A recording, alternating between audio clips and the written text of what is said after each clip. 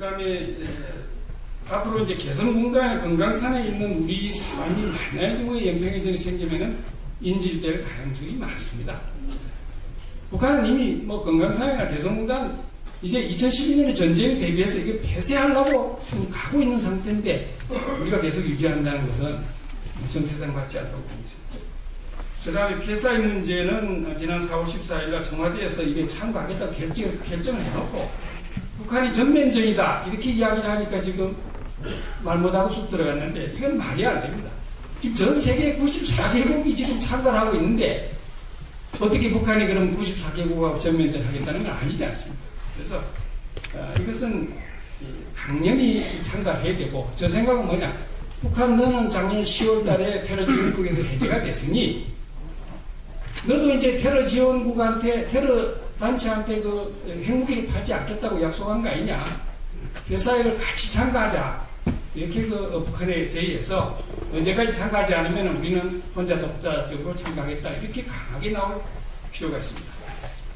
그 다음에 아프간 전투부대 파병 문제는 지금 뭐 5월 6일 날 우리는 뭐 민간 재건팀을 25명에서 85명을 늘리고 뭐 돈을 2011년까지 7,400만 불 지원하겠다. 이건 전부 다 우리 인건비가 다 포함된 일입니다만 지금 모든 나라들이 왜 대한민국이 전투부대를 안 보내는가 지금 눈여겨보고 있습니다. 왜냐하면 노무현 정부 때도 아프간에 적어도 한 몇백 명 보내고 이라크에 3,800명 보냈지 않습니까? 그런데 지금 보수 정권이 들어와가지고 아무 일을 안 한다. 지금 아프간에는 43개국에 57,000명이 현재 전투병을 파병하고 있습니다. 여기는 뉴질랜드도 있습니다.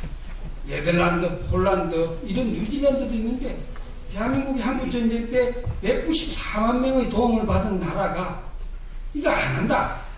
저는 이해할 수 없습니다. 많은 사람들이 하는 이야기가 야 미국이 전투부대 파병을 요청 안 해서 우리는 가만히 있는다. 이거는 국제사회의 정상국가의 체면이 아닙니다. 왜 미국이 대한민국한테 전투부대를 보내달라고 이야기했습니까? 반미감정이 뻔히 나오는데 정상적인 국가이고 옛날에 은혜를 받은 나라는 지가 스스로 행동을 해야 됩니다. 이 말이 안 되지 않습니까? 왜 미국이 그러면 누구 나라? 뉴질랜드는 전투부대 파병해달라고 소리 안 했는데 자기 스스로 하는 거예요. 지금 호주도 마찬가지입니다. 호주는 100명 전체가 5만 명밖에 안 됩니다. 그때 4,000명을 보내요. 이 대한민국이 정상적인 국가가 아닙니다. 그리고 한국이 전쟁이 나면 미국은 69만 명을 보내지 않습니까? 대한민국 69만 명을 바로 보냅니다. 그 다음에 참정국, 한국전에 참정한 21개국이 휴전협정 끝나고 난 다음에 워싱턴 DC에 모여가지고 한국 전쟁 가면 우리 무조건 전투부대하고 비전투부대를 보내겠다고 약속을 해서 그들이 사인까지 해놨는데 대한민국은 그러면은 한국 전쟁 나면은 수백만이 와가지고 죽어주고 우리는 그러면 안 보낸다. 자동차 사고가 더 많이 납니다. 자동차 사고 나서 죽는 사람이 더 많은데 저는 이 문제에 대해서는 국방부가 앞장서야 됩니다. 지금 북한이 전쟁을 하겠다고 지금 하고 있는데 실전 경험이 하나도 없지 않습니까? 그 다음 우리가 최근에 개발한 소총도 실제로 사람이 죽는지 한 번도 테스트를 안 해본 겁니다.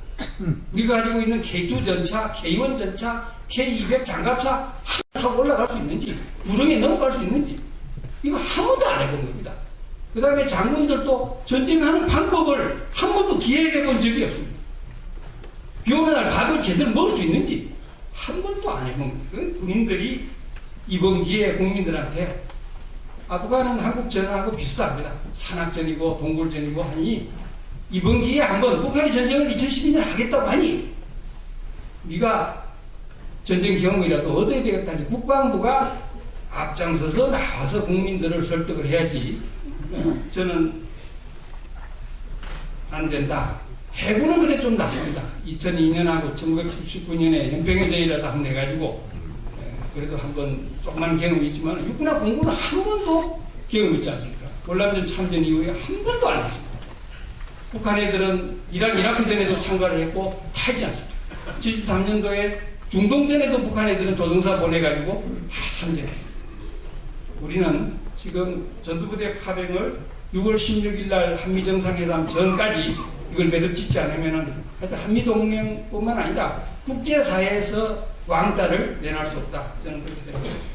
마지막으로 이제 참 우리 군이 잘하는 거 하나가 있는데, 소말리아에 가 있는 우리 구축함이 북한 상선을 포함해서 여러 나라의 그 선박을 해적으로부터 퇴치했다. 이런 이야기 있습니다만 아주 박수를 보낼 일이고. 그런데 한 가지는 뭐냐, 북한이 왜 그러면은 우리가 그렇게 참 좋은 일을 해줬는데 아무 소리 안 하고 있느냐, 북한 애들이. 북한은 우리하고 다릅니다. 쟤들은 한국이 이렇게 해준 데 대해서 절대 고맙다 이야기하지 않습니다. 뭐냐, 북한 상선은 저기 군함입니다. 저 안에 전부 다 군인들이 타고 있습니다. 물론 이번에 선장이 상선 통신망으로 4번 고맙다고 이야기를 했죠. 그러나 절대 북한 애들이 대놓고, 왜냐, 대한민국은 저거는 없어질 때는 주적인데 주적 군함한테 북한 애들이 고맙다고 하지 않습니다. 그래서 금강산 관광객 살해해놓고도 한마디 이야기 안 하는 이유가 뭐냐, 북한은 우리를 주적이다 이거죠. 주적으로 생각하는데 우리는 동포로 생각하는 겁니다. 미국 군함이 2007년 10월 30일 날 명단호를 구조해 줬던 적이 있습니다. 그 애들은 뭐 해적 7명이 벌써 납치를 한 상태인데 다시 도와줘가지고 그쪽에 있는 그 무자를 꺼내가지고 다시 그 해적을 제압했던 그런 일이 있는데도 지금까지 미국한테 고맙다 이렇게 이야기하지 않습니다. 그러니까 북한 애들이 제가 볼 때는 아주 직업적으로 정상입니다. 왜냐, 북한은 남한을 전쟁하고 있는 주적이기 때문에 주적 군함한테 고맙다고 이야기할 수 없지 않습니까? 국가 입장에서. 그러나 우리는 정신이 나가 있는 거죠. 우리는 북한 사람을 주적이 아니고 저거는 친구다.